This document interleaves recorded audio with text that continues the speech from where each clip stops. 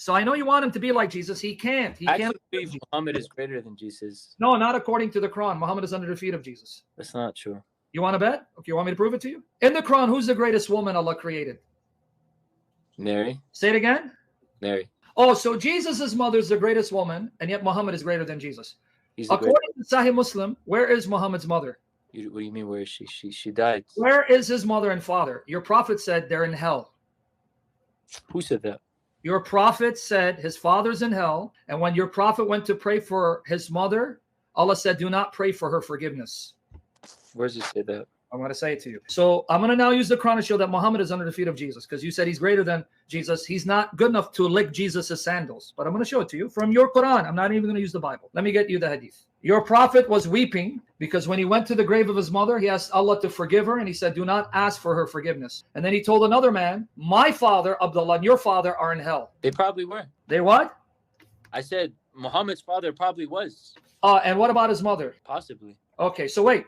You just told me Muhammad is greater than Jesus, and yet Jesus' mother is the greatest woman that Allah created. Why? Because she had this birth. What does the birth have to do with Mary becoming the greatest of all women? Without Jesus, Mary is not great. Thank you. You just buried yourself. Yasu. What do you mean? In other words, because of Jesus, Mary became the greatest. Well, the only way she can be the greatest if he's the greatest. Thank you, Sue. I see what you're saying. Thank you. You got it now? I see where you're coming from. No, I used your logic. What was your logic? Your logic was? Yeah, but Muhammad is greater. Jesus made Mary Muhammad the greatest woman, but Muhammad made his mother an inhabitant of hell. So Muhammad made his parents burn in hell. So let's go with your logic. So his parents died by the time he was 6. What does that got to do with anything? Why didn't Allah do for Muhammad what he did for Jesus? Why? What he did Here's the hadith. Why didn't Allah do for Muhammad what he did for Isa? Why didn't he make Amina a believer and the greatest of all women? Because what? They lived in a pagan. No, because according to your hadith, there were the Hunafa, like Waraq bin Nawfal. They knew the path because they knew about Christianity and Judaism. Don't give me that garbage. Doesn't work. They're pagans. Doesn't matter. Why didn't Allah guide her like he guided Waraq bin Nawfal to the right path? Because even before Muhammad, according to your Islamic tradition, the Hunafa, they were there before Muhammad and they were guided on the right deen and they renounced paganism. Why didn't your God do that for Amina like he did it for Jesus' mother? What? Who's the Hunafa? The Hunafa, Waraq bin Nawfal, Zayd ibn Amr, the people who found the correct deen before Muhammad. In your Bukhari, when Khadija wanted to confirm Muhammad wasn't demon possessed, it says she took him to her cousin Waraq bin Nawfal, who in the days of Jahiliyyah became a Christian and wrote the gospel, and he confirmed the Namus came to him. And it says in your tradition, there was a group of them, the Hunafa, who left the paganism of the Kaaba and followed the true deen. So why didn't Allah do that for Muhammad's mother? What was the true deen? Following the path of the prophets, not the idolatry of the pagans. I just explained it to you. Yeah. Answer the question. Why didn't he do that for Amina? I don't know. That's a question you're going to have to Because Muhammad is under the feet of Jesus. Because I'm going to go by your logic, your words, and I'm going to show you the hadith. Let's go by your words. The only reason why I say Jesus is lesser than Muhammad is for 2 things. We believe Muhammad is the most beloved to God. That's one. That's a lie from the pit of hell. Okay, I'm just saying that's what we believe. And the second thing is Prophet Muhammad is actually going to be the only prophet out of all the prophets to take away from our bad deeds, or not take away from our bad deeds. That's a lie from the pit of hell. Just because you think he told you that means nothing, because what I'm showing you is Muhammad is under the feet of Jesus from the Quran. Let me show you here. Here's the hadith, Muslim. Just listen.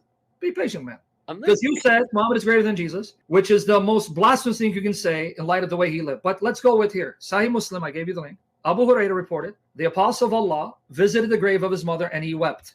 And he wept and moved others around him to tears and said, I sought permission from my Lord to beg forgiveness of her, but it was not granted to me. I begged Allah, oh Allah, forgive my mother. He said no. And this is the most beloved to Allah, making him cry at the fact that his mother died and he didn't forgive her. And I sought permission to visit her grave and it was granted to me. So visit the graves, for that makes you mindful of death. This is Sahih Muslim. Here's the link. So I want to repeat your words. It's recorded. The reason why Mary's the greatest is because Jesus made her great. Well, if she's the greatest woman, because Jesus, that means he must be the greatest man. But your prophet Muhammad couldn't even make his parents great because they're in hell. You want to see where his father is? This is the link right there. I'm going to put it in private chat. This is from Muslim website, not mine. It's Sahih Muslim. Anas reported, verily a person said, Messenger of Allah, where is my father? He said, he is in the fire.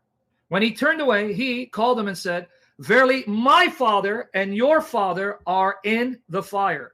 So Muhammad said, my father is in hell and my mother is in hell. Now I want you to be honest, because I'm going to show you why Muhammad is under the feet of Jesus. Don't be upset. Everyone's under the feet of Jesus. Right. Everybody. I'm under the feet of Jesus. You're under the feet of Jesus. Right. Muhammad is under the feet of Jesus because he's the son of God who's the Lord of creation. But here's what I'm going to ask you, and I want you to be honest. If you were living at the time Muhammad, be honest with me.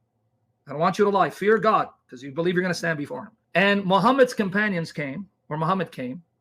Your mother's a widow, or your sister's not married, or your grandmother's not married. And they say, we're going to do muta. I'm going to marry your mother for 3 days and then divorce her and pay her. What do you call that? What do you call that? That's prostitution. You just called your prophet a prostitute because he allowed zawaj al-muta. Don't lie. Don't try to tap dance. Look. So I did hear this in the Shi'i religion, but in the Sunni religion... No, it's in the Sunnah. Your prophet in Bukhari and Muslim, I'm going to give you the hadiths based on Surah Al-Ma'idah, 587. He allowed muta, then abrogated it. So I'm not saying you do it till this day. I'm saying at the time your prophet, when you, as a Sunni, believe he allowed it, then he canceled it later. So I'm not saying you do it today. That's why I asked you, if you're living at the time of your prophet and he had made it halal, acceptable, what do you call your prophet and his companions saying, go find a woman, marry her for 3 days, 2 days, doesn't matter, pay her and divorce her? You just called it prostitution. So you just called your prophet a prostitute. You mean a pimp? Okay, let's be nice. A pimp. Okay, so you're okay with him being a pimp? No, because he's not a pimp. Oh, so you mean when they do that to someone's mother or sister, they're not treating her as a whore? Yeah, that's what I thought.